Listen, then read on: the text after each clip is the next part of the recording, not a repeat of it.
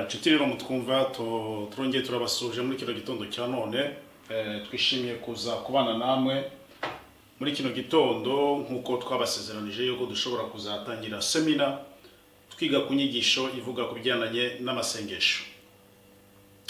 Rero tuboneye uburyo bwo kubyegereza mwese abanyeshuri ba Back to the Bible aho muri hose ku isi, yaba dukurikirana ku mbuga za group WhatsApp, kuri Facebook no kuri YouTube.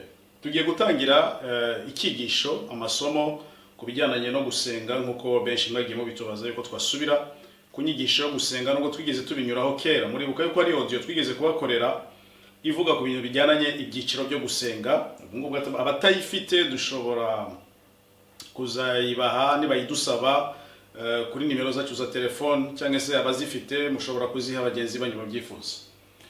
Tugiye kuvuga ikintu cyitwa gusenga. Gusenga ni ikintu gifite imbaraga kiyobotswe n'abantu benshi ku isi ya none. Kuvuga ngo isi ya none, isi ya kera kuva yaremwa yose ni ukuganisha ku kintu cyitwa gusenga. Mu mitekerereze ya muntu cyangwa se imibereho ya muntu aba yumva ari vide, yumva hari cyabuze iyo adafite ikintu asenga. Imana rero yaremye ijuru n'isi isengwa mu buryo bwinshi, kandi Imana si imwe, Imana ni nyinshi ku isi, kandi buri Imana ifite abayoboke bayo, ifite abayisenga. Ibiti birasengwa, amatungo arasengwa, ibikoko nko mu bihugu bya Zaende basenga inyamaswa. Aba Buddhisme basenga umuhanuzi wabo Buddha, aribo ba Buddhist. Abantu bose ku isi bafite amoko y'Imana nyinshi basenga. Noneho hakabaho n'Imana yitwa ko ari Imana yaremye ijuru n'isi. Abanyamadini nabo bigisha abatuye isi iyo Mana, amadini yigisha nayo ikagira abayoboke bayisenga. Ariko nubwo abantu bitwa ko basenga Imana imwe, bayisenga mu buryo butandukanye. Kuko imisengere y'abakatolika ntabwo ariyo misengere y'abayisilamu, ntabwo ariyo misengere y'abahindu, ntabwo ariyo misengere y'ababuddhist, ntabwo ariyo misengere y'abaprotestant, ntabwo ariyo misengere y'abamaya, abantu bo muri za Amerika du Sud. Abantu benshi bafite ibintu byinshi basenga kandi bakabisenga mu buryo butandukanye. Ariko kandi abo bose nubwo bafite imana zitandukanye basenga kandi bagasenga mu buryo butandukanye, mu myizerere itandukanye, bose biyumvamo ko ari bo bari mu kuri. Bose biyumvamo ko ari bo bari mu kuri. Kubera iki abantu basenga imana zitandukanye hanyuma bakiyumva ko ari bo bari mu kuri, imana yabo ari y'ukuri? Ngiye kubabwira ikintu kimwe. Impamvu abantu bumva ko imana zabo basenga ari zo z'ukuri biterwa n'imibereho yabo mu buzima bwa buri munsi, kuko ibyo batunga, ibibatunga by'ubuzima bwa buri munsi bibumvisha yuko babiheshwa n'izo mana. Icyo ni icyambere. Mu bintu bijyanye n'uburwayi n'ibitangaza biba mu burwayi, iyo barwaye indwara zikomeye bakazivuza mu buryo bwa gakondo, bumva ko ari za mana zabo zabikoze. Iyo bacuruza bakunguka amafaranga menshi, ubukire bukiyongera, bumva ko ari za mana zabo basenga zabikoze. Ibitambo baziha, amasacrifice n'uburyo bazisenga zabagiriye umugisha, zabaherekeje, zibahesha umugisha mu butunzi bwabo, mu bucuruzi bwabo, mu mibereho yabo ya buri munsi. Iyo barwaye bagakira, mumva ari ibitangaza za mana zabo zakoze. Kubera iki? Bose benshi ku isi baganisha kwemera Imana no kwizera imana zabo mu masengesho bakora babitewe n'ubuzima barimo mu isi, ku nyungu tubonamo turi mu isi tukabikesha za mana dusenga. Ariko mu by'ukuri Imana irema isi n'ijuru igafata uyu mubumbe w'isi ikawuterekaho abantu, uyu mubumbe w'isi yawushizemo ibyangombwa byose n'ubwenge bwose ikiremwa muntu bezo zose ikiremwa muntu gikeneye. Wasenga Imana utayisenga, wayizera utayizera, ugomba kubaho. Niko Imana yabikoze. Ugomba kubaho, iguha ubwenge bwo kumenya guhinga, kwiga, gucukumbura, kuvumbura ibizagutunga. Imana iha ubwenge umuntu gushaka ibimutunga bya buri munsi. Ibyo ntibikora kuko wayisenze, niko yabiremye. Iremeza ubutaka, imvura, amazi, ishiraho ubuzima. Ibyo ntibisaba kuyisenga, kubihabwa no kubikoresha. Nuko yabiremye, nuko yabikoze, ni bezwe zikiremwa muntu Imana yashyize ku isi. Sinzi ko byumvikana neza. Ariko rero ikibazo abantu bafite ni iki? Twese twemera Imana dusenga bitewe nuko amabezo yacu yo mu buryo bw'umubiri mu buzima bwa buri munsi tuyasubizwa, nibyo bitwumvisha yuko Imana yumvise amasengesho yacu. Nyamara ni ibinyoma. Kuko ivubira imvura babi n'abeza, ikamurikishiriza izuba babi n'abeza. So ikiremwa cyose gifite ubugingo Imana yagihaye uburyo bwo kubaho. Mu kwiga rero amasomo yacu yo gusenga, murabona igishushanyo nakoze hano. Hano nakoze igishushanyo, nashushanije umutwe w'umuntu. Uyu muntu rero namushyizemo ibice bitandukanye. Uyu mutwe w'umuntu urimo ibitekerezo. Murabonamo mu mutwe we nashyizemo ibice bitandukanye, igice cya mbere, icya kabiri, icya gatatu, icya kane.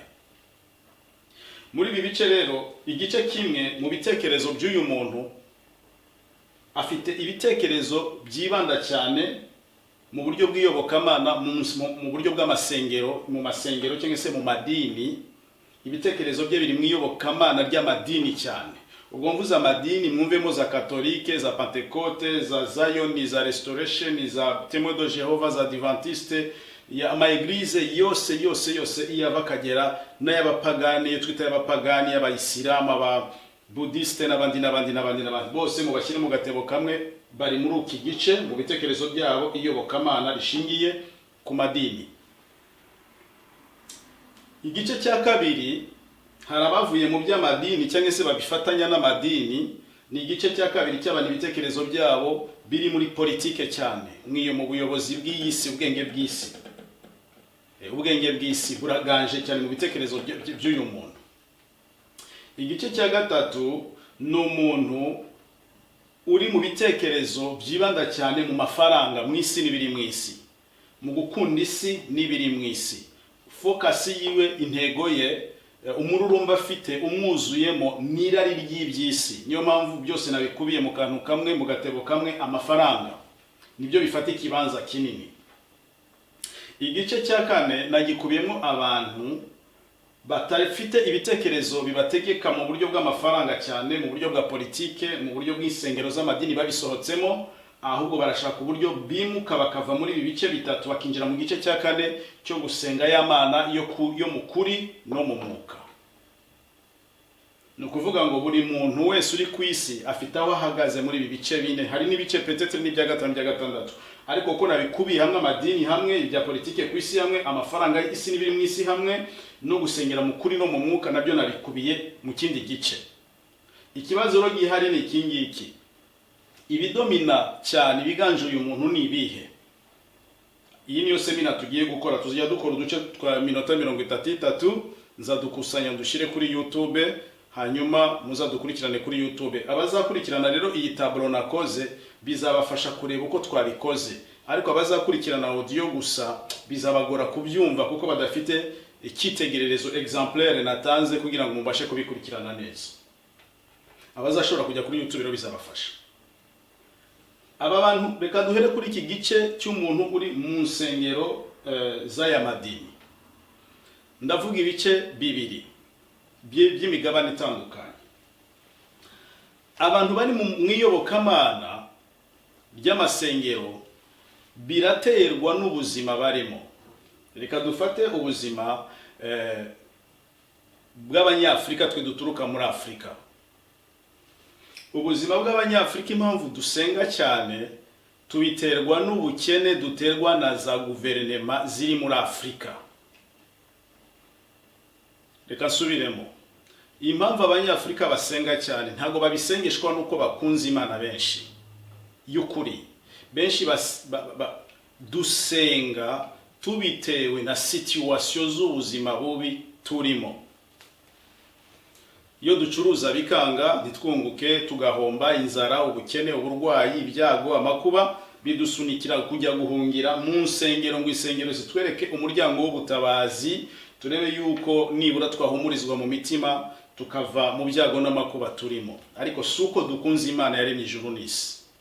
Niyo mpamvu 90% muri Afrika abasenga n'abakene, kuko babisengeshwa n'ibibazo bafite, suko bakunze Imana. Nabo bakire bariyo nuko bashaka ko ubukire bwabo bwiyongera bakagana y'isengero. Mu masengesho yabo rero aya madini yose tuvuga abahangira uburyo bwo gusenga, niyo abategurira uburyo bwo gusenga, niyo ababwiriza uburyo bwo gusenga. Aya madini barimo niyo abategurira amategeko bagomba gukurikiza ngo barebe ko banezeza y'Imana nayo igasubiza ibyifuzo byabo. Aha ni muri Afrika, turi mu mugabane w'abakene muri Afrika, Amerika n'ahandi yo mu majyepfo. Ariko hani Buraya mu bihugu by'abazungu ntago bakiri mu bintu byo kujya mu nsengero basenga Imana ngo kugira ngo ikunde ibahe ibyo kurya n'ibyo kunywa, akazi n'amafaranga. Ibyo bintu babitaye mu kinyejana cya 15. Hagati y'ikinyejana cya 15 n'icya 16 igihe Martin Luther, uyu mupadiri w'umudage yirovortaga kuri Eglise Catholique Romaine, niwe wateye imigumuko yatumye uburayi bwose buhindura isura, abantu bikura bitandukanya n'amategeko n'amahame bya Kiliziya Gatolika, kuko niyo yari tegetse ibi bihugu by'uburayi, ikoroniza n'abami b'uburayi bose, ari ifata amaturo, ari ifata ibyacu n'imisoro yose y'uburayi bwose bijya Vatican. Abanyaburayi rero ntago basenga Imana kubera ko bakennye cyangwa hari ibyo bashaka ku Mana, kuko iby'umubiri ibihugu by'abazungu barabifite, barabikwishe. N'abarimo basenga benshi basenga kuko bumva bakuriye mu muhango, bavukiye mu muhango, abasekuru n'abasekuruza babo babasanze mu idini basenga Imana, nabo barabikomeza. Ariko benshi bagenda babivamo kuko babona ko ari byo kubatakariza igihe no kubatwara umwanya wo kwishakira ubuzima, gukora business zabo cyangwa se gushaka amafaranga. Murumva ko abanyafrika, imisengero y'abanyafrika n'abanyaburaya abazungu biratandukanye. Abanyafrika benshi basengeshwa, bayoboka amadini kubera ubukene n'inzara n'ubuzima bubi bwo muri Afrika mu bihugu byabo. Ariko kandi ibyo bihugu biba bibi kubera ubutegetsi bubi buyobowe n'ibisambo, buyobowe n'abategetsi bakunda inda zabo. Aho usanga umuperezida wo muri Afrika amafaranga atunze ashobora gutunga abaturage biwe 5,000,000. Afite umutungo watunga abantu 5,000,000 cyangwa 10,000,000. Murabyumva? Ya mitungo yose y'igihugu umuntu umwe akayikubira n'agatsiko kiwe, bikajyana abaturage mu bukene, ubukene bukabakubita muri system, bagahungira mu madini. Noneho bagera mu madini, amadini nayo sukubababarira, ahubwo nayo akongera akabasahura, akabakuramo amaturo, akabakuramo ibyacuma, akabatwara n'umwanya wo kujya gukora indi mirimo yo kujya gushaka ubuzima bwabo. Ugasanga abantu bahora mu rusengero, ngo bari mu masengesho y'iminsi 3, ngo bari mu masengesho y'iminsi 40, bari mu materaniro ari bumara amasaha 2-3 buri munsi. Iyo aza kuba afite akazi kamuha amafaranga ntiyakagiye gutakaza umwanya mu rusengero, yakabaye kujya yagiye gukorera ayo mafaranga. Ariko kubera chômage benshi bahitamo kujya gutakaza igihe mu nsengero, kandi iyo babonye akazi ntugire ngo wamwete yo kujya mu nsengero ubugihari, ariko baragenda chaque dimanche kugira ngo bajye gutura y'Imana amaturo n'ibyacumi gikomeze bagomororereke imigisha. Abantu bari muri ino parti y'insengero rero abenshi ibitekerezo byabo biba byaratwawe n'abayobozi babo b'amadini, bakabuzuzamo iyobokamana ripfuye n'amategeko yabo babahimbira n'amasengesho apfuye, nibo babayobora mu bitekerezo. Mubyumve neza kandi mu bitahure, tuzagenda tubisesengura neza muri no semina. Sindi ubisubiramo cyane kubera ko byinshi nagiye nkorera ama audio yabyo murayazi, inyigisho zabyo murazizi, murazifite ku ma audio no ku ma YouTube birahari. Uyu muntu ikibazo afite cyane, ibitekerezo bye biyoborwa n'aba bantu, abayobozi b'amadini. Katolika iyobora abamambure bayo mu bitekerezo byabo. Aba baprotesta bitwa ngo na Eglise de Réveil zose, abapasiteri babo n'abapotre babo n'abiyita abaprofete babo nibo bayobora ibitekerezo by'aba bantu b'abamambure babo, babamanipira babakoresha ibyo bashaka. Aba bantu ariko kandi bakumvira amategeko yo gura batonda urusengero. Niyo mpamvu mu rusengero kudasenga dimanche muri aya madini ni icyaha, kudasenga samedi muri aya madini ni icyaha, kudasenga vendredi muri aya madini ni icyaha, nuko babigishije. Aba banyamadini nibo batekerereza bano bayoboke babo, bakabayobora mu bitekerezo byabo. Uyu muntu rero uri mu madini akayoborwa ibitekerezo bye bikayoborwa n'aba banyamadini, biragoye yuko yasengera mu kuri no mu mwuka, kuko agendera mu mategeko y'abantu n'inyigisho z'abantu. Bamuhimbira uburyo bwo gusenga. Matayo igice cya 5 uhasomye ugasoma muri Yohana 15, Matayo 15 umurongo wa 8, Yesu abibwiye abafarisayo ngo ubu bwoko bunsengera ubusa, ngo kuko inyigisho bigisha ari amategeko yo mu buryo bw'abantu. Abantu bose bayoborwa basenga bayoborwa n'amadini basengera ubusa, kuko inyigisho mwigishwa mu madini ni iz'aba bantu bihimbira ubwabo, bakazigira ihame mu bitekerezo byanyu. Ntabwo ari inyigisho ziva ku mwuka wera, ni inyigisho zabo ubwabo bihimbira ku bw'inyungu zabo, hanyuma bo bakabyungukiramo. Umuntu wese n'ibitekerezo bye biri under control y'amadini y'isengera arimo ari membre, ntabwo bishobora gusengera mu kuri no mu mwuka, ntibishoboka. Kandi impamvu musenga suko benshi bakunze Imana, nabibabwiye, benshi basenga kubera hari inyungu bashaka ku Mana z'ibifatika z'iby'umubiri. Bake cyane bari mu madini basenga kuko bashaka iby'umwuka, ubutunzi bwo mu buryo bw'umwuka, bashaka iby'ubwami bw'Imana. Ni bake cyane, benshi bari mu gusengera ibifatika. Niyo mpamvu Yesu yavuze ngo nimubanze mushaka ubwami bw'Imana no gukiranuka, ibisigaye n'inyongera. Benshi no bari hano mu gushaka inyongera, suko bashaka iby'ubwami bw'Imana. Iyo bashaka ubwami bw'Imana bari mu buyobe, Imana irabihishira, bibahishurira, ikabasohora, ikabahishura ko ibyo bintu barimo ari ibinyoma. Ahantu mwasobanukirwe neza kandi mwatahure. Ndongeye bisubiremo, abantu bose basenga bagasengera munsi y'ubuyobozi bw'amadini barimo. Aya madini akaba ariyo abahimbira uburyo bwo gusenga, akaba ariyo abahimbira uburyo bwo gukiranuka. Ndashaka kuvugira ijambo ngo ayo masengesho n'ay'ubusa, n'amasengesho apfuye, kuko aba bantu bari muri aya madini ntago baraba aba Kristo, ntago baraba imbata za Kristo, ntago barayoborwa n'umwuka wa Kristo. Chaque dimanche, chaque vendredi, chaque samedi bajya kuyoborwa n'ababiyita abakozi b'Imana, bajya kuyoborwa n'ababiyita abaprofete. Nibo babatekerereza uburyo bwo gusenga no mu buryo bwo gukiranuka. Niyo mpamvu Yesu yabwiye abayuda ati ubu bwoko bunsengera ubusa, kuko inyigisho bigisha ari amategeko yo mu buryo bw'abantu. Ushaka rero kujya gusengera mu kuri no mu mwuka, banza wigobotore kuba imbata y'ikintu icyo ari cyo cyose, kuba esclave w'umuntu uwo ari we wese, yaba mwiyobokamana, banza ube libre. Niyo mpamvu Yesu yavuze ngo umwana n'ababatura muzaba mubatuwe, ngo nimumenye ukuri, ukuri kuzabaha umudendezo. Bivuze ngo rero Kristo nimba atarakubatura ngo agukure mu bubata bw'aya mategeko y'amadini, agukure mu bubata bw'izi nyigisho z'amadini, uvi inyuma y'idini urengaho ujye kuri Kristo, ukavuga utaba abantu n'abakozi b'Imana na Imana yashyizeho, wowe ukaba ari kubihamya mu mutima wawe, nta gihe na kimwe uzahuza na Kristo. Kuko Yesu yabavuzeho aravuga ngo jyewe ndi umushumba mwiza, kuko ntanga ubugingo bwanjye kubw'intama zanjye ngo zibubone, kuko abambanjirije barabajura n'abanyazi. Yesu avuga icyo cyanditswe muri Yohana ko ari umushumba mwiza, nuko yashakaga ko izo ntama ziri inyuma y'aba bashumba b'abajura n'abanyazi zibavaho zikajya kuri Kristo.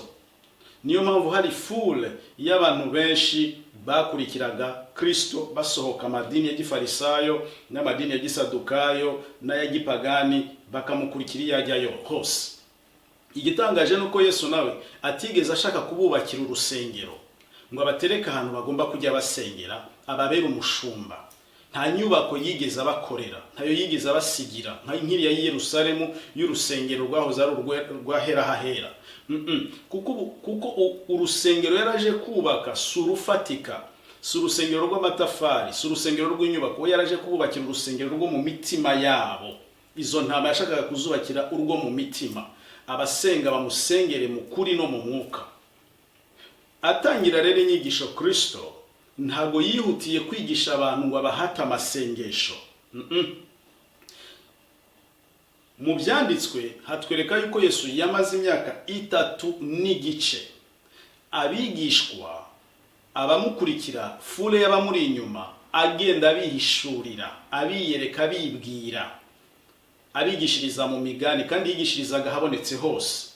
Yigishirizaga ku misozi, mu bibaya, mu butayu, ku nkombe z'amazi, mu mazu, mu makaritsiye, no mu rusengero bamutumiye rimwe akavuga ukuri, yakuvuga bakamujugunya hanze.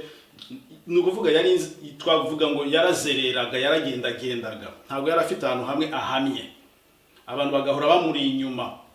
Ikintu cyatumaga bamwizera rero ni ibitangaza yakoraga, kuko yari afite ubushobozi bwo gutubura imigati no gukiza indwara n'ibimuga no kubabohora, ibyo aya madini adashobora gukora, ibyo abajura n'abanyazi bo mu nsengero batashoboraga gukora, abafarisayo. Yesu agakora ibirenze, bigatuma abantu benshi bamwemera, bigatuma abantu benshi bamwizera. Abantu rero bamwizeye, icyo gihe agiye kubavamo, ikibabaje ntikibabaje, ariko reka tukite ko kibabaje. Ntago yabasigiye inyubako bagomba kuzajya bateraniramo, oya, ahubwo amaze gutegura abazamusimbura bagakomeza igikorwa kiwe ku isi avuye mu mubiri, intumwa 12, yamaze kubategura nabo abaha power, imbaraga. Nibo bagendaga bigisha ingo ku zindi, amateraniro yo mu rugo.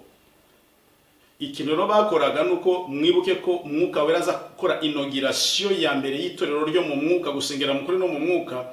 Mu byakozwe n'intumwa igice cya mbere n'icya kabiri ni mu bisoma, muraza gusanga ingo yabasanze mu cyumba cya mwene data basenga bahuje umutima, bari 120. Abo nibo babaye intandaro yo kuzana reveil cyangwa se revival, ububyutse bwo gutangira gusenga mu kuri no mu mwuka. Ariko nta nyubako zifatika bari bafite, kiretse habaga hari umudendezo. Bene data baritangaga, bagatanga amazu yabo yo guteraniramo, n'abayobozi b'imidugudu n'abimirenge nabo batangaga ibisale byo guteraniramo. Hazaba birwanya bagatatana, bakongera bakiruka nka bakaba impunzi bazerera isi, badafite stabilité y'ahantu hamwe baguma ngo abariho basengera. So uko niko Yesu rero yafasha bari mu nsengero, arabigisha, abanza kubimenyesha imyaka 3 n'igice, none kugira ngo umwuka azaze kubafasha uburyo bwo gusenga. So tugaruke nyuma rero gato njya kurangiza kino gice cya mbere ngo tuze gukora icya kabiri. Abicyo gihe Yesu muribuka ko benshi bamukurikiye kubera imigati n'amafi yabatuburiye. Arababwira ati ntimugakorere ibyo kurya bishira, ahubwo nimukorere ibyo kurya bidashira, ibyo umwana w'umuntu azabaha. Yababwiraga ubutumwa bwiza buzana ubugingo burema.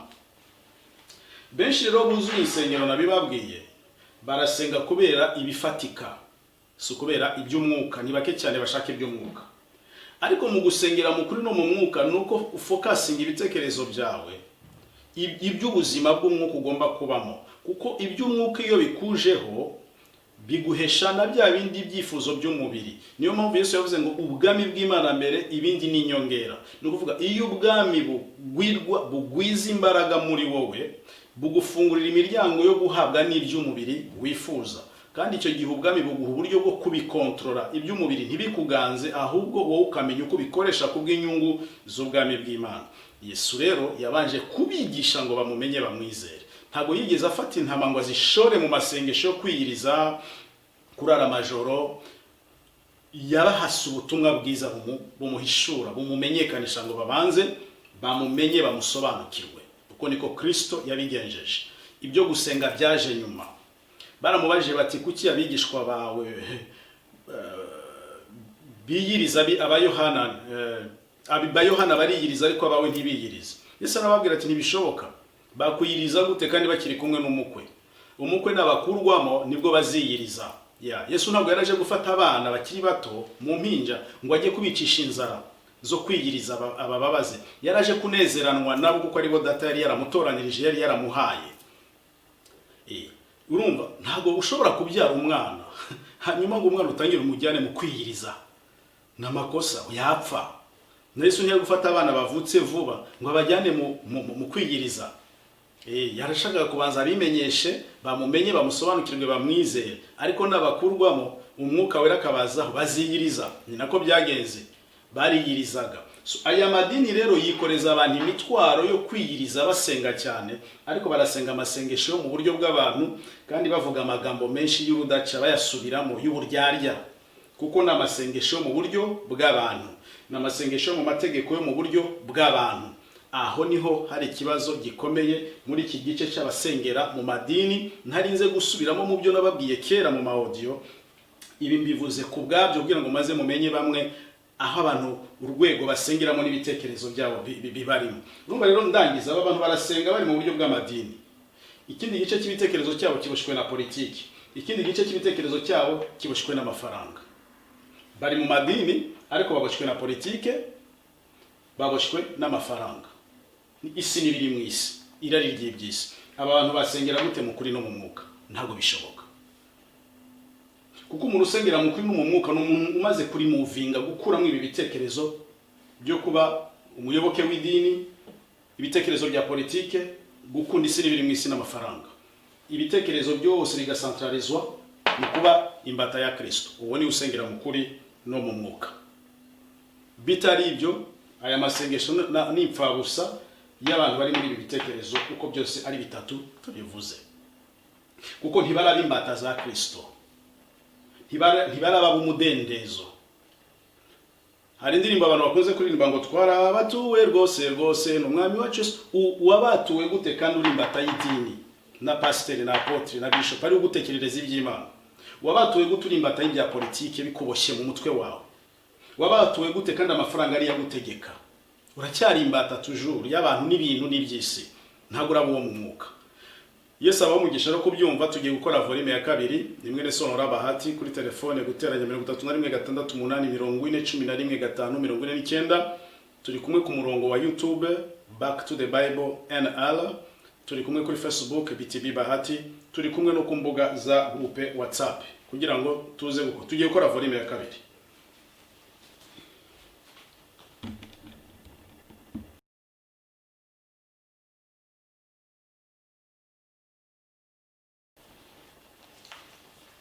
Tugarutse rero mu kiganiro cyacu dukoze igice cya 2.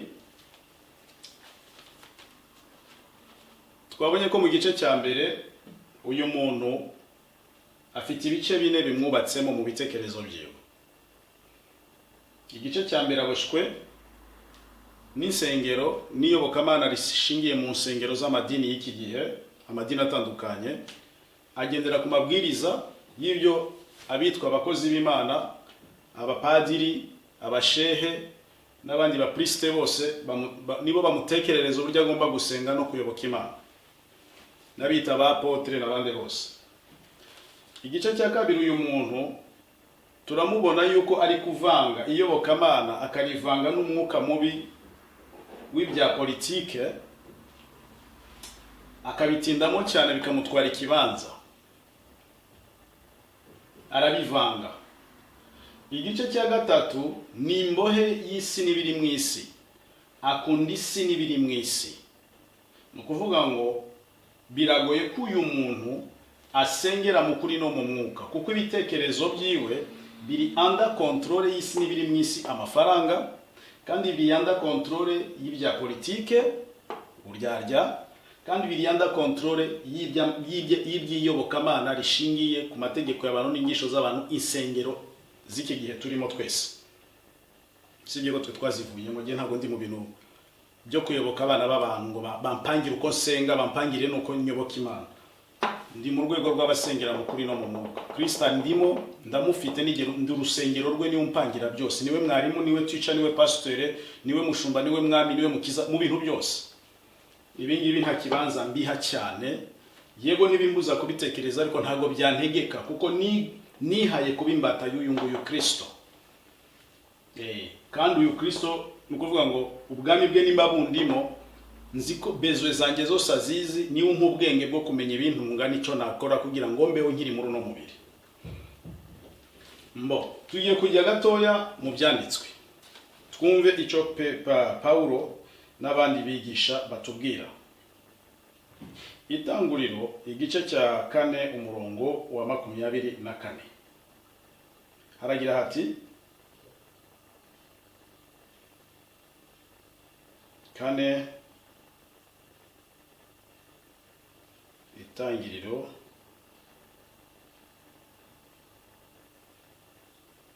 reka dusimbuke gato turagaruka mu itangiriro kuko ndumva hatari kunyeteresa cyane. Duhere muri Yohana igice cya 4. Mu itangiriro twaba tugiye kure. Yohana igice cya 4 umurongo wa 20-23 haragira hati, basogokuruza bacu basengeraga kuri uyu musozi, namwe mukagira ngo i Yerusalemu niho hakwiye gusengerwa. Yesu aramusubiza ati, mugore nyizera, igihe kizaza ubwo bazaba batagisengera data kuri uyu musozi cyangwa i Yerusalemu. Dore mwebweho musenga icyo mutazi, ariko twebwe dusenga ibyo tuzi kuko agakiza kava mu Bayuda. Yesu arakorana ikiganiro n'umusamariyakazi ku iriba. Uyu musamariyakazi amubajije ko basogokuruza babo basengeraga kuri uyu musozi. Kuki bavaga mu ngo zabo bakajya gusengera ku musozi? Nuko muri Ancien Testament byari bimeze nka forme y'umwami wabaga uri ku ngoro ye, abaturage bakaza kumushengerera. Niko n'abantu bo muri Ancien Testament bajyaga gushengerera Imana yabo muri rwa rusengero rwubatswe. Nouveau Testament Yesu aje abikura mu buryo bw'umubiri abijyana mu buryo bw'umwuka.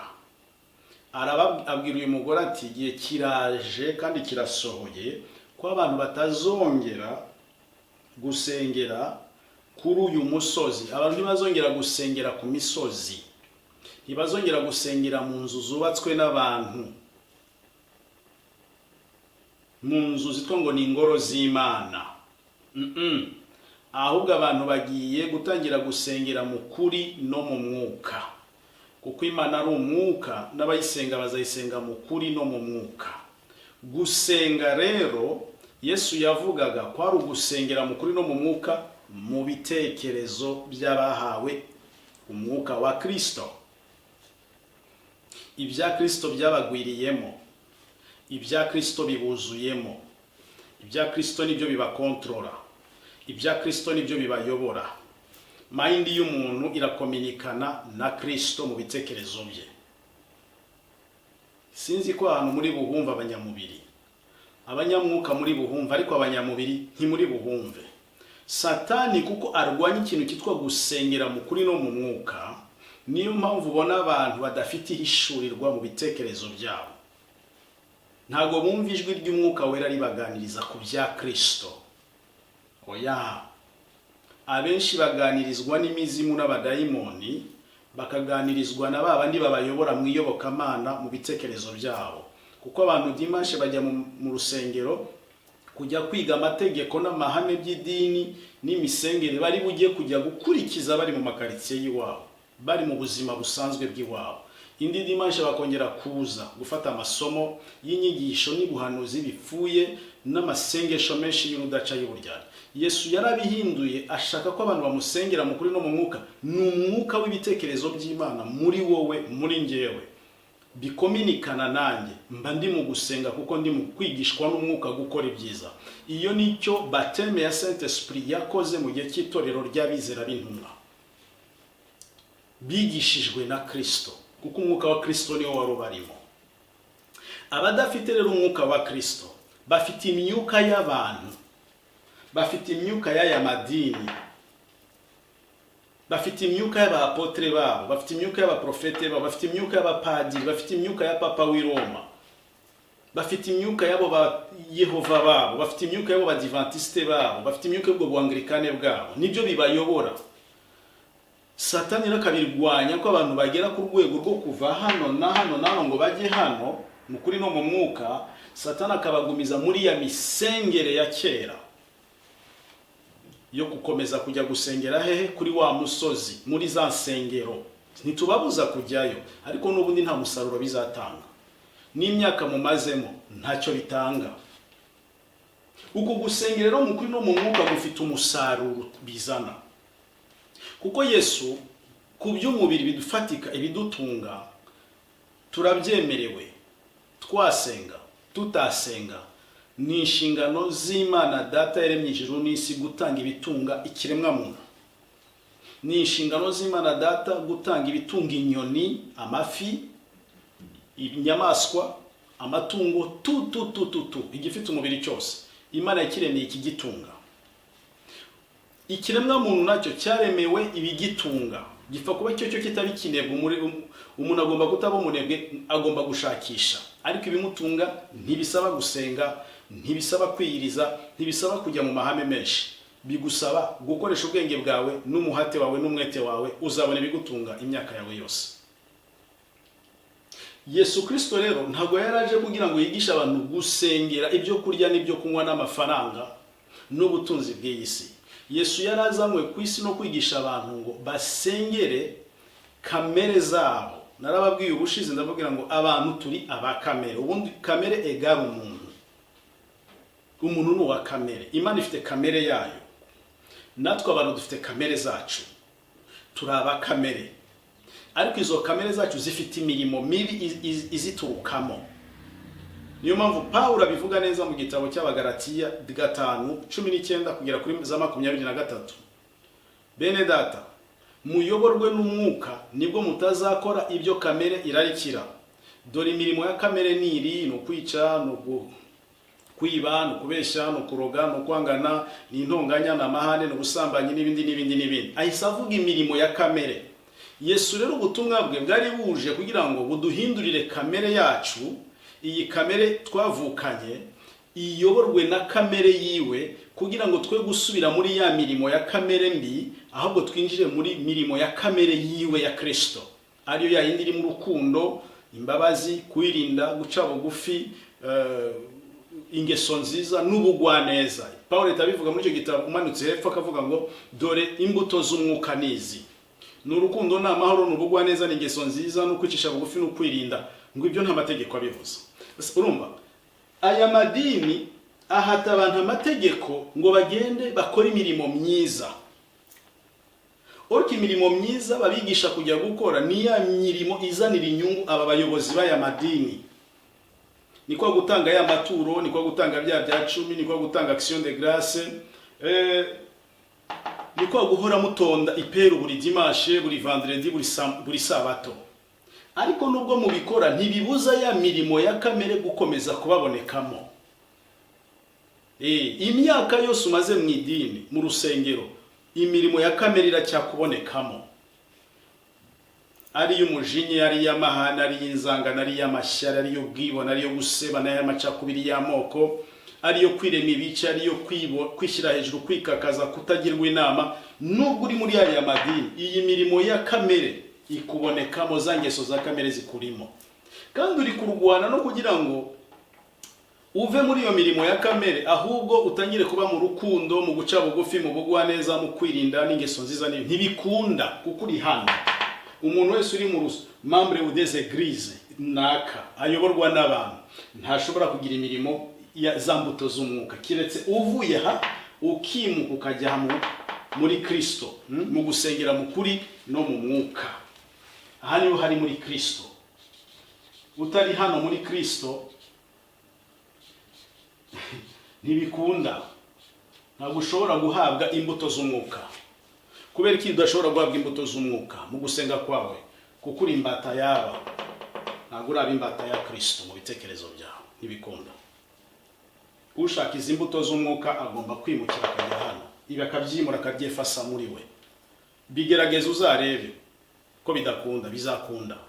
Bisaba Imana ibiguhe, izabiguha. Imana ntishobora kuguha imbuto zayo utarava mu bubata bw'abantu, mu mategeko n'inyigisho by'abantu, mpaka ubivemo, umenye ko imyaka bimazemo nta musaruro byatanze, hanyuma ujye mu mirimo, wimukire mu bitekerezo bya Kristo.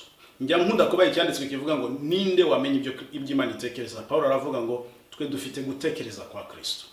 Imitekerereze ya Kristo ni yizana za mbuto z'umwuka wera. Ariko mu gihe cyose uri mu mitekerereze y'abantu baguhimbira gusenga, ntabwo ushobora kugira imbuto z'umwuka wera. Uzagira imbuto za kamere, izo zizagutugatugamo. Rero Yesu arangije avuga ngo dore mwebweho musenga icyo mutazi. Abafarisayo barasengaga, abasadukayo barasengaga, abisamariya barasengaga, ariko basengaga ibyo batazi. Ntushobora kubaho uvuga ngo urasenga Imana kandi nturayimenya, ntirakwihishurira. Ntibikunda. Banza umenye icyo usenga. None icyo usenga nicyo wamenyeshejwe n'aba banyamadini, aba bizisengera abangaba bose, ayo ma eglise yose murimo. Niyo yakwigishije iyo usenga. Iriya Mana bakwigisha siyo, kuko ntago yica imirimo ya kamere, ntago yica ingeso za kamere zabo. No, nujya kureba ingeso zabo ba pastere, nabo ba apotre, nabo ba bishop, nabo ba padiri, nabo ba shehe, urasanga ingeso zabo nazari mbi. None si yo Mana bakwigisha itabahindura, yaguhindura gute wowe? Ntibikunda. Iyi Mana nkwigisha nimba itampindura, njyewe rora ngo mpinduke, mve mu mirimo y'ingeso, imirimo ya kamere, ntahora ndimbata ya kamere. Navuga gute ko ndi kukwigisha Imana y'ukuri? Yaguhindura gute nanjye itarampindura? Ilfo nanjye banzigira iki nkorera. Niyo mpamvu ntajya ngira ipfunwe ryo gutanga ubuhamya bwanjye bwo mu myaka 25 ishize uko nari meze. Nabibabwiye mu buhamya, jewe nimba mpindutse nkijijwe nkumva ubuzima burahindutse, imirimo yitugatugaga muri nge ya kamere iri kugenda ishiramo.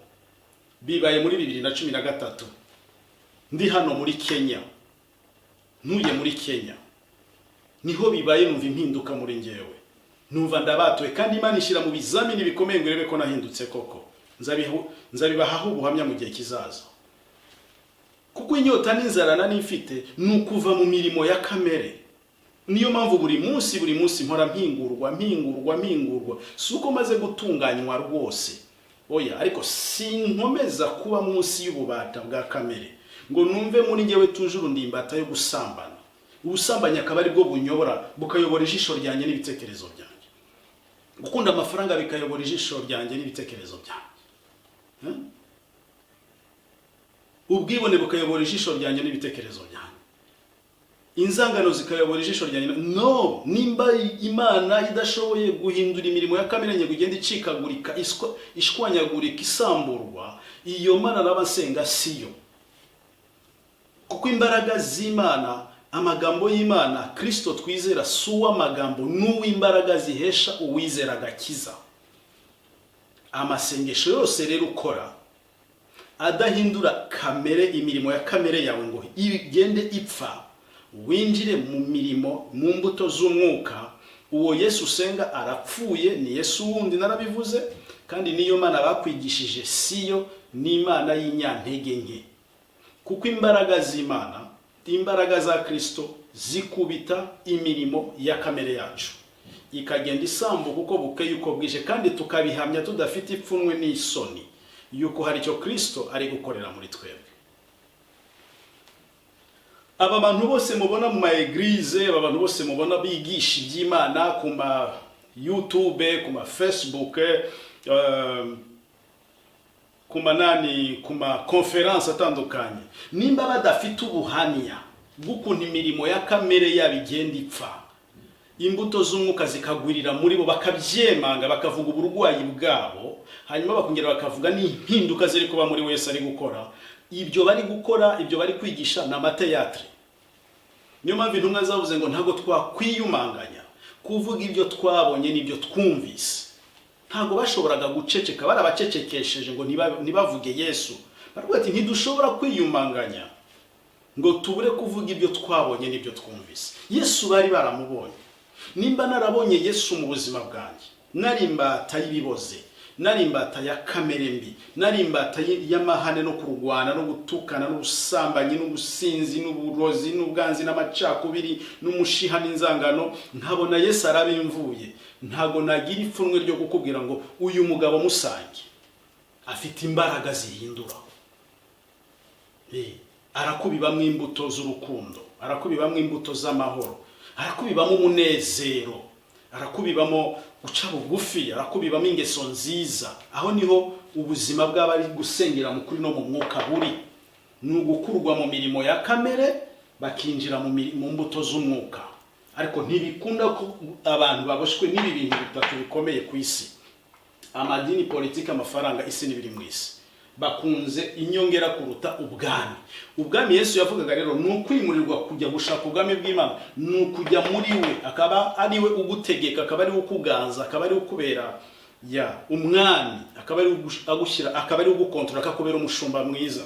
Aho rero ni ushobora kuba ugeze mu rwego rwo kuba ufite agakiza gashyitse. Tugomba kuba abantu bibi dufite experience y'ibyanditswe byinshi, dufite experience yo kwigisha cyane, ariko ntabwo dufite ubuhamya bw'ibihinduka muri twe. Tuguma turi babandi. Gusengera rero mu kuri no mu mwuka, ndi kuvuga ntigushobora kuboneka uri imbata y'ibi bintu. No, bene data, ntibikunda. Dusimbuke dusome muri Matayo 23:14. Twumva uko havuga. Matayo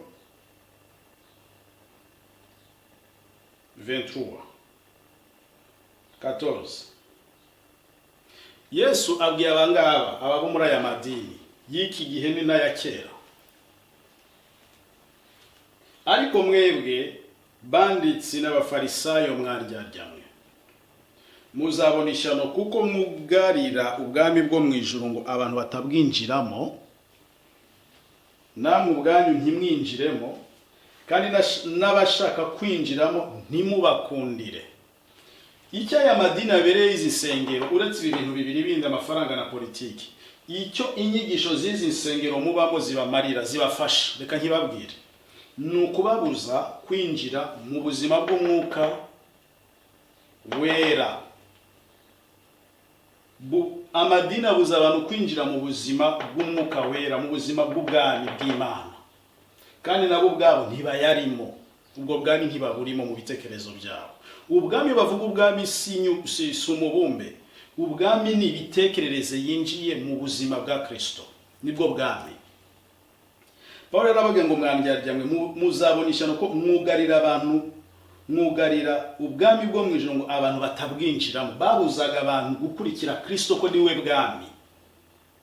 Kuko iyo abantu binjiye mu buzima bwo mu mwuka, bagatangira gusengera mu kuri no mu mwuka, umwuka tuma barondora aba banyamadini. Aba banyamadini rero bagatakaza abayoboke, kuko ibitekerezo by'abantu byamaze guhinduka, babahinyuye. Nibyo byatumye Katolika irwanya Martin Luther, kuko Katolika Vatican yahise itakaza inyungu zayo. Iyo tujuru wahishuriye iby'ubwami bwa Kristo gukuri no mu gusengera mu kuri no mu mwuka, uhita urondora abangabi umwuka bakoresha. Iyo wamaze no kubarondora ubavamo, kandi bavuye mushobora kubavaho ujyanye n'abantu benshi babo babayobokaga. Rero ujyanye n'abo bantu benshi, urumva deja za nyungu zabo z'ibya 10 y'amaturo n'ubundi bwoko bwose bw'amafaranga babonaga baba babutakaje. Ni nk'ishyaka rya politike ryatwaye abayoboke birindi ishyaka rya politike. Murumva ahita haba intambara. Yesu araberera aravuga ati ntimubwinjiramo ubwo bwami, ari we yivugaga n'inyigisho ze, kandi murabuza n'abashaka kubwinjiramo. Abamuyobokaga bamukurikira bavuye mu madini y'abafarisayo n'abasadukayo y'icyo gihe. Ni nayo mpamvu rero bamurwanije cyane. Iyo ushaka kwinjira mu by'ubwami bw'Imana, ugomba kubanza gusobanukirwa umwuka ukorera muri aba bantu bo mu masengero y'iki gihe cya none turimo. Nibwo ushobora kujya gusengera mu kuri no mu mwuka, n'urugo rwawe n'abana bawe, cyangwa se nawe ubwawe ku giti cyawe. Aha rero Yesu aba Matiyo 23 yose arababwira ishyano bazabona, abaciriyeho iteka, abaciriye urubanza, kuko Yesu baramukurikiraga abantu bakamwumva bakaryoherwa, ariko mu masabato basubira mu masinagoge inyigisho zahitaga zikurikiraho nizo gusenya Yesu. Kuko uno munsi natwe badusenya, ariko ntibibuza abatwumva ukuri bakakumva kandi kukabafasha bakabohoka. Ni hahandi ababohoka bagomba kubohoka, abazimira bagakomeza kuzimira. Nimusoma muri Yesaya 1:15, Imana ibwiye Abisirayeli ngo ninde uba wababwiye kuza gukira gute kundi batira urugo. Yesaya, reka tuhasome naho 15, igice cya mbere duhere kuri 15.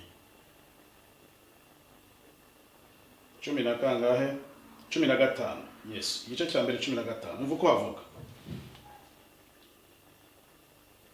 nimutega amatwi, nimutega ibiganza nzabima amaso. Imana ibwiye Abisirayeli kuko barabanyabyaha kandi bagakomeza gusenga no kwiyiriza.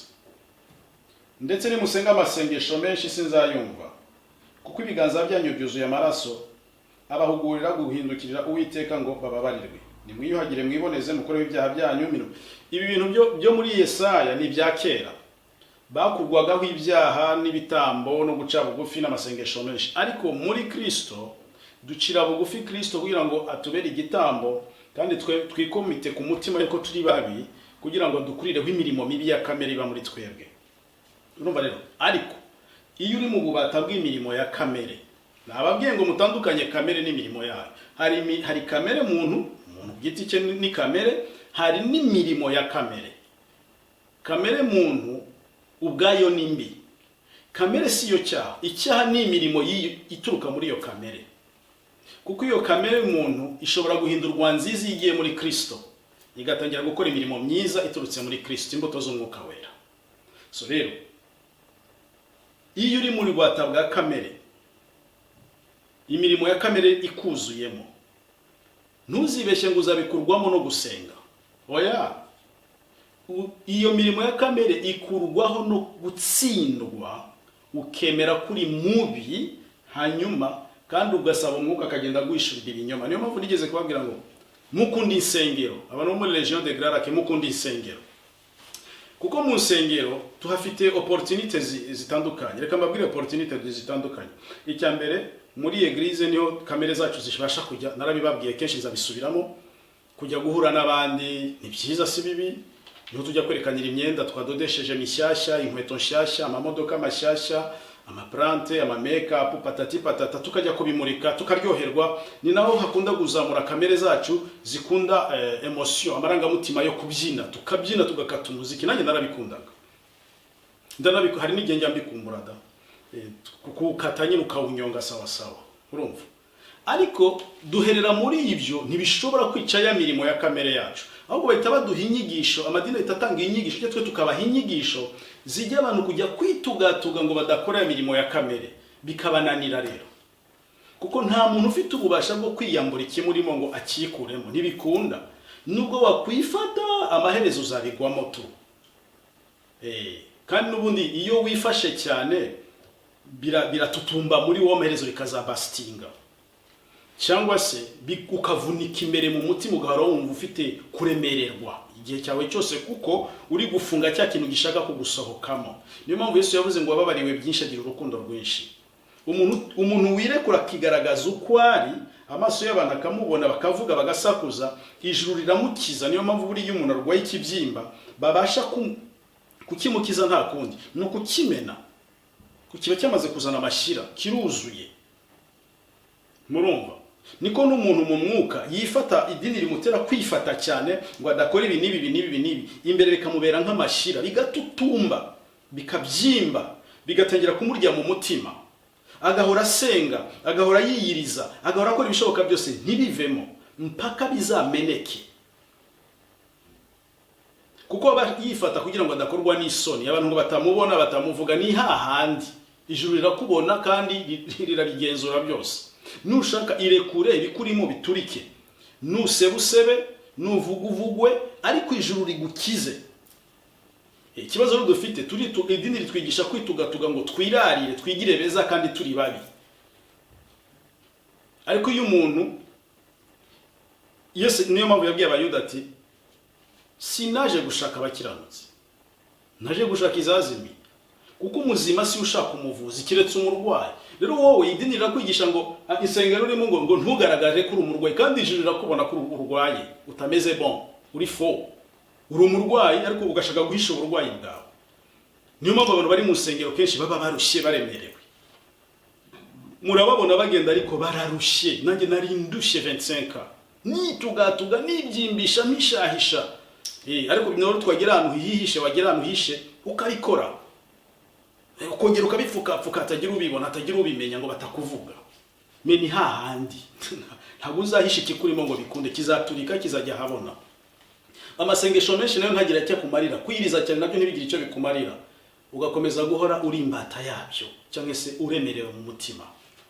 Mais finalement iyo batuwe ukemera ko hano hantu uri ari habi, ukimuka ugasanganira aho Kristo ari, ukameneka mu mutima, Kristo akubita ya mirimo ya kamere. Amasengesho siyo azaguhindura, ikizaguhindura no gutsindwa. Niyo mpamvu igisambo ku musaraba kinjiye byaracyoroheye kwinjira. Kiriya gisambo ku musaraba byaracyoroheye kwinjira, cyo cyaragiye gikora ibyaha, kigeze aho kimanikwa kiti mwigisha mwe ati mwigisha niwinjira mu bwami bantu nyibuke. Ariko abafarisayo muri Matthieu 23 baciriwe witeka ryo kurimbuka, kandi aribo bari mwiyoboka Mana. Niyo mpamvu Yesu yavuze ngo abambere bashobora kuba abanyuma kandi abinyuma bakaba bimbere, ngo gukiranuka kwa nyiri kutaruta uko abanyabwenge bibyanditswe n'abanditsi, ngo mumenye ko abajura n'abasambanyi bazabatanga mu bwami bw'ijuru. Umugore witwa Magadalene bavuga ko yari afite imyuka irindwi, yasambanaga buri munsi, yarazwi muri quartier, yarazwi bien ko ari indaya kabuhariwe. Ikibabaje n'ukuntu yahuye na Yesu, Yesu akamuhagakiza abantu, we ntiyabihishaga. Ariko abari muri aya madini y'abafarisayo n'abasadukayo barabihishaga, n'abasadukayo n'abafarisayo bagahisha iby'aba bayobozi. Umuntu rero udashaka kwatura mu mutima nama we ko ari umurwayi, amasengesho no kwiyiriza ntabwo bishobora kumukiza, kuko arasengera mu masengesho no kwiyiriza biturutse mu marangamutima ye no mu nyigisho z'abadayimoni z'amadini. Nidusimbuka gato tugasoma muri Matayo 6:5, mvuko havuga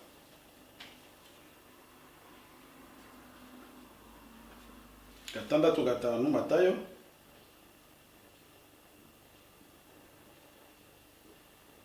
aragira hati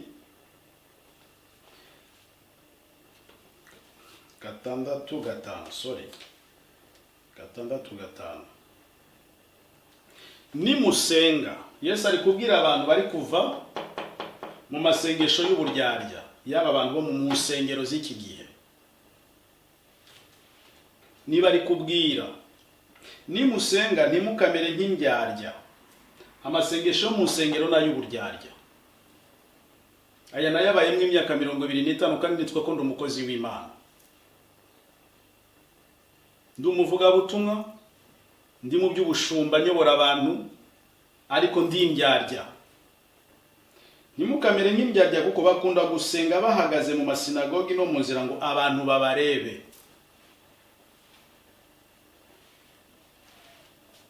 Mujya mureba ukuntu abantu turi mu materaniro, abitwa ba bishop n'abapasiteri bagasenga n'urusaku runini cyane, bafunguye za amplificateur, amaspeaker sakuza cyane, yani imbaraga zo mu mwuka zabo nizo bihangira mu rusaku rw'ibyuma, bagasenga n'urusaku rwinshi, bagasenga n'indimi nyinshi, abandi bakirukanka muri sale, abandi bagatera imigeri nk'abakina kung fu. Ubwo ngo bari muki mu mwuka. Ibi Yesu abivugaho n'amasengesho y'uburyarya. Nukuvuga ngo publique yose ibarebe yuko bari mu mwuka. Yesu ati ndababwira ukuri yuko bamaze kugororerwa ingororano zabo. Ibyo nyine bashukashukamwe abantu niyo heritage yabo, niwo mugabane wabo. Yesu abwiye rero abana be intama ze zimaze gusohoka ahangaha, umviriza uko zibwiye. Wehoho nusenga, ubwo avuze unique, abwiye umuntu umwe, ujye winjira mu nzu banze ukinge urugi. Gusenga nuko mu bitekerezo, nuko mu mpisho, suko kuvugagura amagambo. Urumva Mana, ndani imbere yawe Yesu, oh haleluya, ndaje mukiza mwiza, Imana iremye ijuru n'isi, Imana iremye amazi, Imana. No, Yesu aravuga gusengesha ibitekerezo, apana amagambo menshi si yatuma Imana ikumva. Kandi ntugomba kubivuga kuko abantu bari kukureba. Nimba unashaka gusengesha akanwa n'ibanga ryawe, ntugashake kubikorera publicité mu bantu n'uburyarya mu mwuka. Ukinga urugi uhere gusengeso mwihereranye. Aravuga nibyo mu bitekerezo, nibyo mwibanga, sibyo kujya gukorera publicité. Nuko so ureba ibyiherereye azakugororera. Umuntu wese wamaze kwimuka akava muri ibi bitekerezo bitatu bipfuye, iby'amasengesho y'amadini, politike, gukunda isi n'ibirimo isa amafaranga, akimukira mu gusengera mu kuri no mu mwuka. Abageze kuri dimension yo gusengesha ibitekerezo bye. Icyakora cyose kiba gikominikana n'umwuka wera. Uko niko gusengera mu kuri no mu mwuka. Kandi ibyifuzo asengera si iby'umubiri, si nyongera. Oya, ibyifuzo isengera ni iby'umwuka.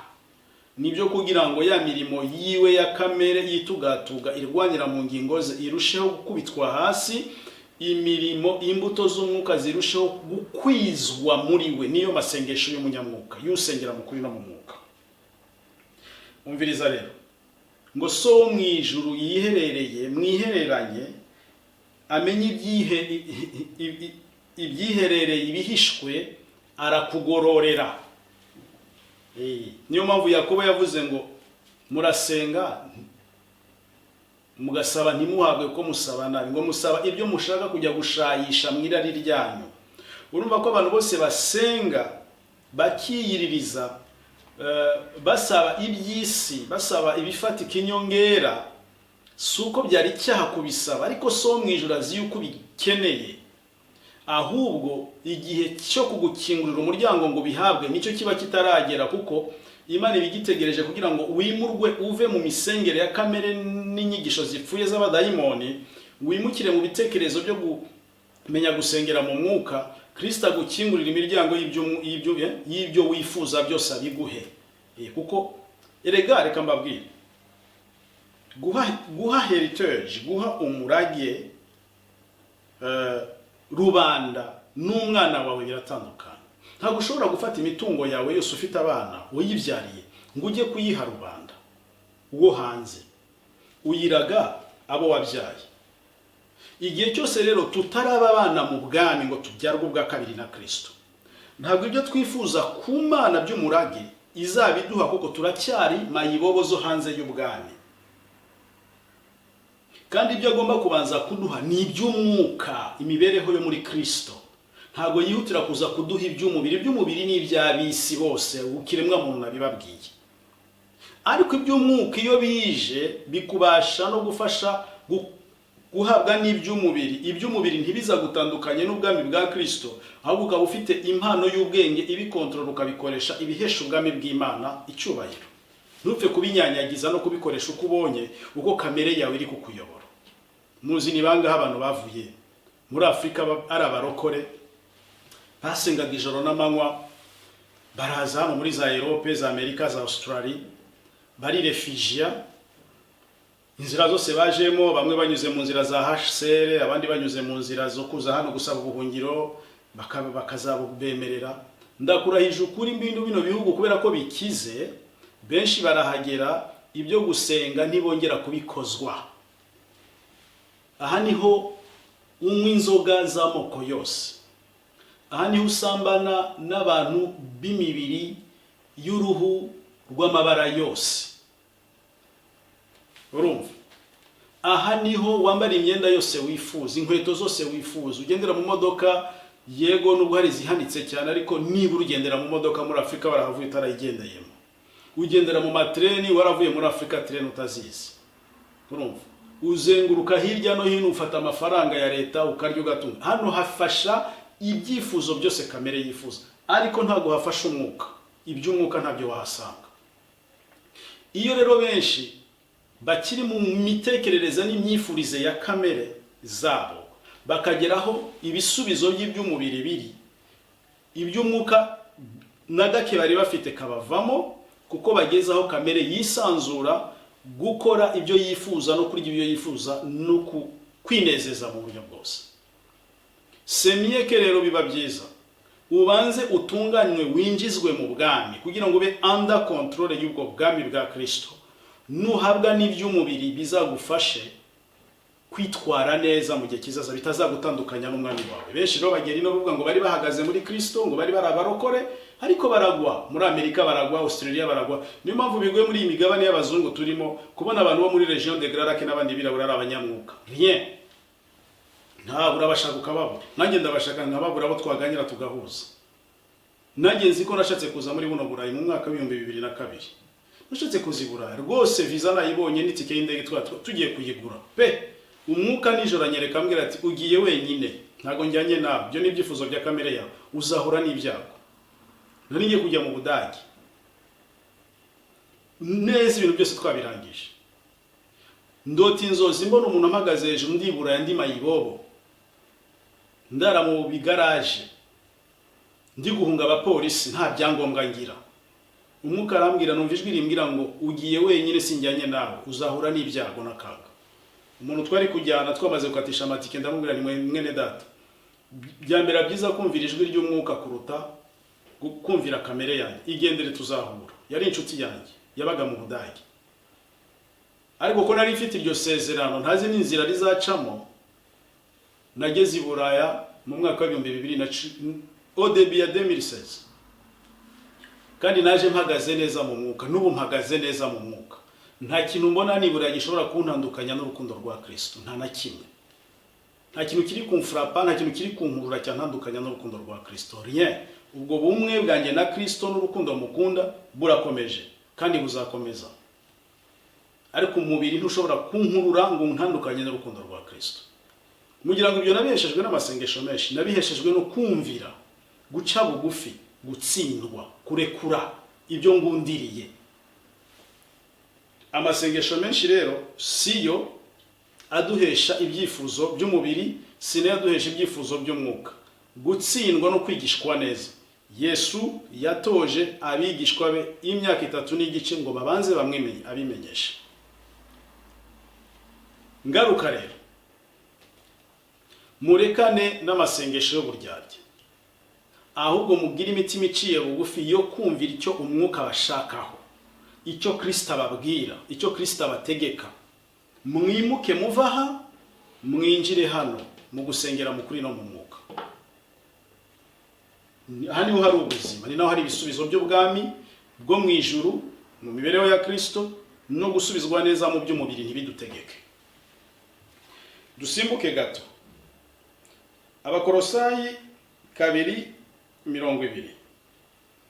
Twumva ko hano naho hatubwira.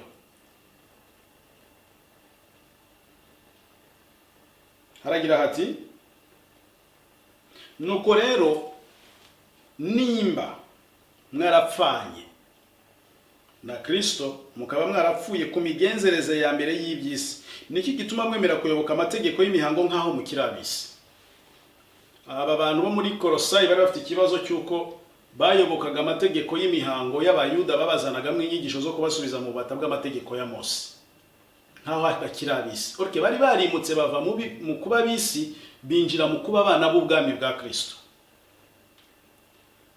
Umuco n'idini nibyo bihoza abantu mu bubata mu mitima y'ibitekerezo byabo, mu mitekerereze yabo. Bakabigisha amategeko y'imihango, abantu bakaguma arabisi kandi bashaka kwigira abanyamwuka. Umva ngo ntugafateho, ntugasogongereho, ntugakoreho. Amadini niyo yigisha abantu ngo ntukarye ibi, ntukanywe biriya, ntugakore kuri biriya, ntukazimanire biriya. Izi nsengeri zimubamo izi ngizi twabayemo zitanga inyigisho zinyuranije n'ibyo Kristo yigisha, ziri kontra ibyo Kristo yavuze, ziri kontra ibyo Yesu yigishaga, ziri kontra uko Yesu yahaga abantu umudendezo. Kurya no kunywa bihuriye he n'iby'umwuka, bihuriye he n'iby'agakiza? Ntaho bihuriye. Aya madini nakigisha abantu ko ibyo ko nurya biri urabukoze icyaha, nunywa biri urabukoze icyaha, nuzimanira biri urabukoze icyaha. Icyaha cy'ibyo kurya n'ibyo kunywa bihuriye he? Hari niyo usanga haba intambara ku barokore ngo iby'inzoga, ngo kunywa inzoga ni icyaha. N'amategeko y'abantu, ntabwo ari amategeko ava kuri Kristo. Ngo nunywa wine ngo ni icyaha, ngo nunywa byeri ni icyaha, bagahora mu mwuka wo gucira imanza binywera inzoga za byeri n'ibindi n'ibinabibera mu tubari. Kuko nyigisho zirapfuye n'amategeko y'abantu, ntaho bihuriye. Yesu ubwabwira abizera ati nimunywa n'ikintu cyica ntacyo kizabatwara. None se uburozi bwica umuntu agapfa wemerewe kubunywa ntibugire icyo bugutwara? None se kunywa ibinyobwa bihuriye he n'uburozi? Icyo wahitamo ni iki? Baguteretse uburozi hariya bakagufatiraho imbunda wa murokorewe, bagakubwira bati uranywa ubu burozi, bakagushyira hariya n'inzoga. Mu kwizera kwawe gupfuye wahitamo iki? Ubu ngubu kuko ufite ukwizera gupfuye ndagwitisha, nzi neza ko wahitamo inzoga kuko ntiwazinywa ngo gupfe, ariko uburozi bwakwica. Ariko Yesu wabwiye none abamwizera ngo nimunywa n'ikintu cyica ntacyo kizabatwara. Ibitangaza bizagendana n'abizera. Kurya no kunywa ntaho bihuriye. Rero uri muri iyo myumvire yo gucira imanza abandi ku byo kurya n'ibyo kunywa, amasengesho yawe nayo uburyarya, kwiriza kwawe nifuti, kuko ibitekerezo byawe biri mu binyoma, biri mu buyobe. Kandi ibyo byose biba biheze iyo biriwe vende mugakurikiza amategeko n'inyigisho by'abantu. Mushaka gusengera mu kuri no mu mwuka, nimuve mu nyigisho zitegurwa n'amategeko by'abantu. Muve mu nyigisho z'abantu n'amategeko y'abantu. Iyi amasengero murimo n'inyigisho bizatuma amasengesho yanyatumvirwa. Imyaka yose muhere mu myaka mumaze nta kintu cy'umwuka kikubonekaho. Paulo yavuze neza aravuga ngo rega ngo buri muntu wese agira ikimwerekanaho umwuka wera. Imyaka umaze mu maeglize ni iki kikwerekanaho umwuka wera? Ubwo watubeshya ngo uri protokole, ngo uraririmba, ngo umuvuga butumwa, ibyo ntabwo byerekana umwuka wera. Impano zerekana umuntu ko ari mu mwuka ni imirimo yiwe ya kamere yahinduwe, n'imbuto z'umwuka zimugaragaramo, n'ubugwa neza, n'urukundo, no guca bugufi, no kwirinda, n'ingeso nziza. Ibyo nibyo byerekana umuntu ko afite umwuka wera. Icya kabiri nuko uwo muntu imbaraga z'umwuka wera zimukoreramo.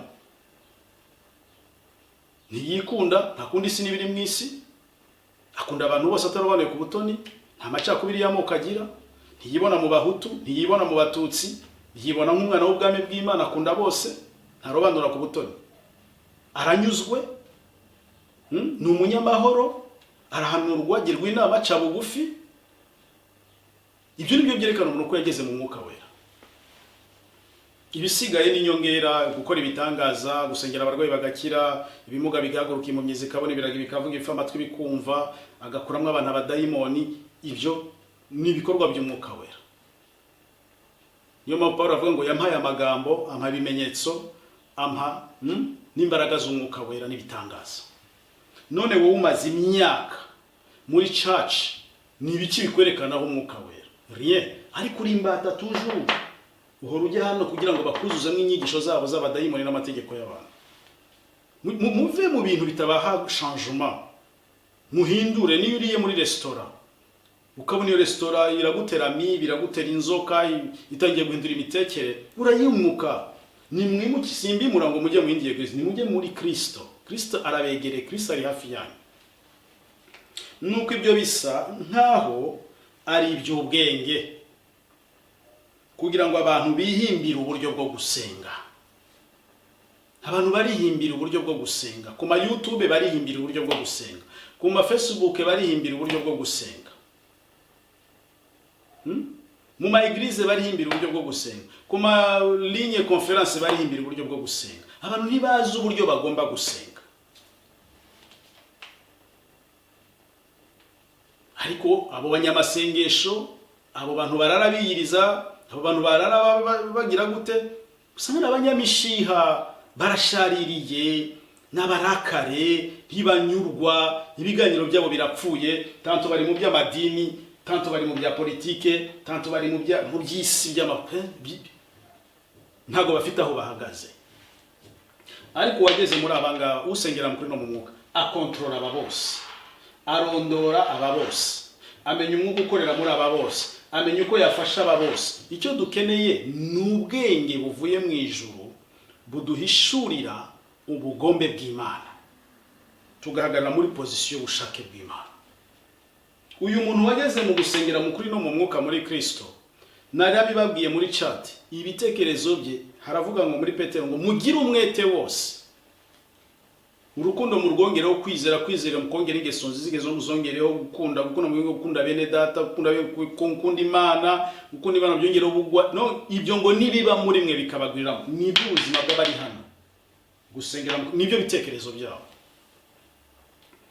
Nta mwanya bafite yo gutakaza bajya muri za mu gusirimba no mu kuvuga no mu gusakuza ngo baragira gute ngo baragira ngo barasenga mu bintu byo guhimba oya, bari mu kugwiza imirimo y'umwuka muri bo. Ku munsi turapfa, dupfa muri ya mirimo ya kamere yacu, twambikwa kamere ya Kristo. Niyo objectif, niyo purpose, niyo ntego, niyo ntumbero turimo. Niko abanyamwuka bagomba kumera, kugira ngo tuve mu bwiza tujya mu bundi dushushanywe na Kristo. Kurya no kunywa no kwambara sibyo binezeza imitima yacu, tunezezwa no kumva yuko hagati yacu na Kristo hari communication nziza, duhuje na Kristo. Ngo bihimbira uburyo bwo gusenga, bigira nk'abicisha bugufi. Do hano aba bigira nk'abicisha bugufi, ni indyarya. Kora ku mafaranga y'umwambure, mutuke, mutunga gatoki, mwanduranyeho, musebye, maze urebe kamere z'ukuntu zibyuka n'imirimo yayo ukuntu itibyuka. Uko gusenga se no kwiriza bimaze iki? Bitamuhindura. Ntibyamuhindura kubera ko ari mu nyigisho n'amategeko by'abantu, ntazi gutandukanye by'abantu n'ibya Kristo. So urumva rero, kugira ngo tubisobanukirwe neza, uyu muntu akeneye ubufasha. Uyu muntu akeneye ubufasha kugira ngo yimurwe mu bitekerezo bye, ave hano, ibi bitekerezo bikubitwe hasi, nibi bikubitwe hasi, nibi bigende bitagaciro, yinjire muri ibi bitekerezo byo gusengera mu kuri no mu mwuka.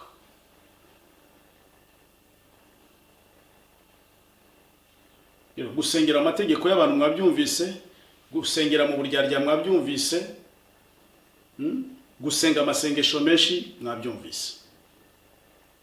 Ibyo sibyo Imana ikeneye. Amasengesho menshi si ukwiriza cyane ikeneye guca bugufi kwawe, kuko ushobora kuba umunyamasengesho cyane, ushobora kuba umuntu wiyiriza cyane, ariko nta guca bugufi kuba muri wowe, nta gutsindwa kuba muri wowe, nta kugirwa inama kuba muri wowe.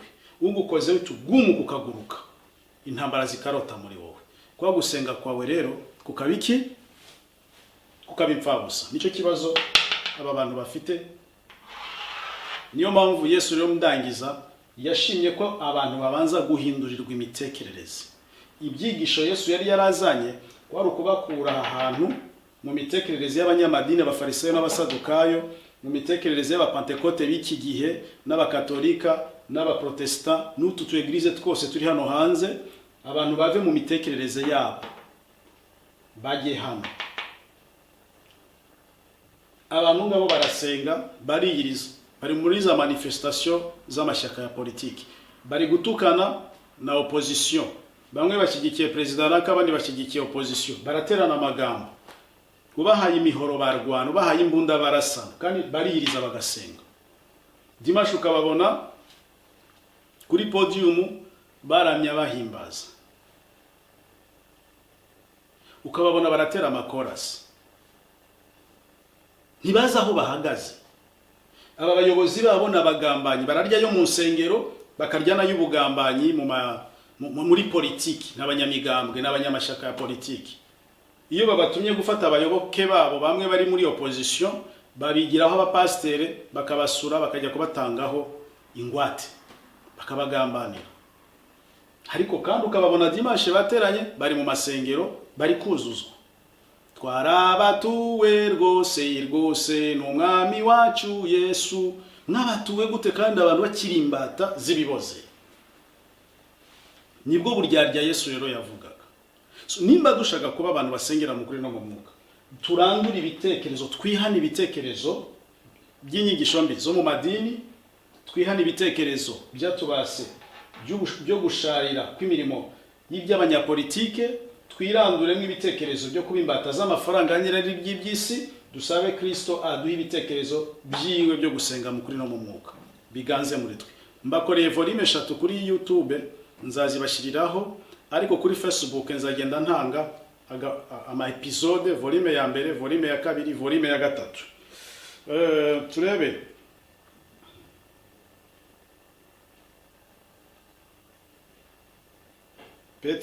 Petero wa mbere turangiza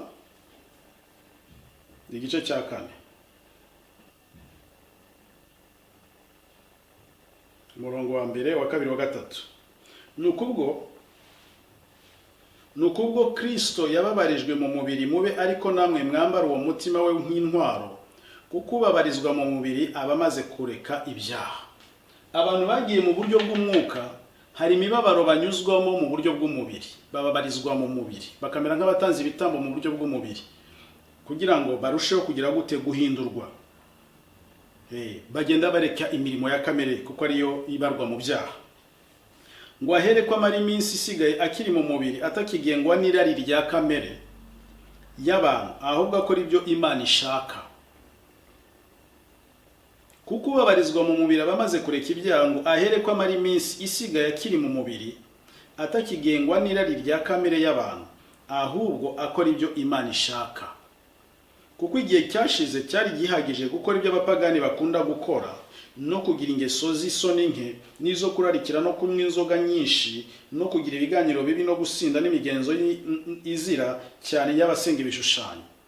Igihe cyashize abangaba bari hano muri aya matsinda atatu mu bitekerezo bya kamere zabo ya gipagani. N'izi ngeso rero Petero ari kuvuga bakoraga. Basigaye batangazwa nuko muri byo mudafatanya nabo gushayisha no gukabya ubukubaganyi nkabo, bakabasebya. Numva ko aba bamaze barimuwe, ntibakiri muri abangaba, barimuwe ntibakifatanya n'aba mu byabo. Mu Kristo uri gukurikirana Back to the Bible, jya umenya uruhare rwawe muri Kristo naho uhagaze. Ntukifatanye n'aba bantu, ntugapfe guhubukira ibintu byose, ntibakakubeshya ubwenge ngo bagushore bakujyane mu byabo. Wowe akagombye kubajyana mu byawe, wizeye bya Kristo bigufitiye umumaro, byaguhinduye. Ariko bo baragushuka bakakujyana mu byabo, mu nsengero zabo, mu migambwe yabo, mu mashyaka yabo ya politike, mu by'amoko, mu by'ubujura, mu by'ubusambanyi, mu by'ubugizi bwa nabi, binezeza irari rya kamere. Ariko gatanu ngo nyamara bazabibazwa n'uwiteguye guca imanza z'abazima n'abapfuye. Ngayo nguko iyi semina ntanze, aya ma episode 3 nyikoze kugira ngo mutandukanye abanyamasengesho, ntimukababonere mu gatebo kamwe mu madini amwe ngo bose barasenga. Abasengera mu kuri no mu mwuka bafite pare yabo itandukanye n'ababandi. Kandi amasengesho ataguhindura ngo yice imirimo ya kamere, aguhesha imbuto z'umwuka wera, arapfuye.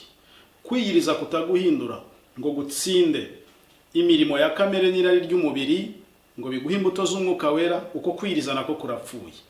Inyigisho zose zitaguhindura nguve mu irari rya kamere n'imirimo ya kamere, ujye mu mbuto z'umwuka wera, izo nyigisho zirapfuye. Urusengero urimo umaze mu imyaka witanga rutaguhindura, nguve mu mirimo ya kamere n'irari ry'umubiri, winjire mu mbuto z'umwuka wera, nabyo birapfuye. Yesu abaho umugisha. Ni mwene Solo Bahati. Telefone guteranya 31 Turi kumwe kuri YouTube, Facebook na group WhatsApp za BTB. Kristo abagirire neza.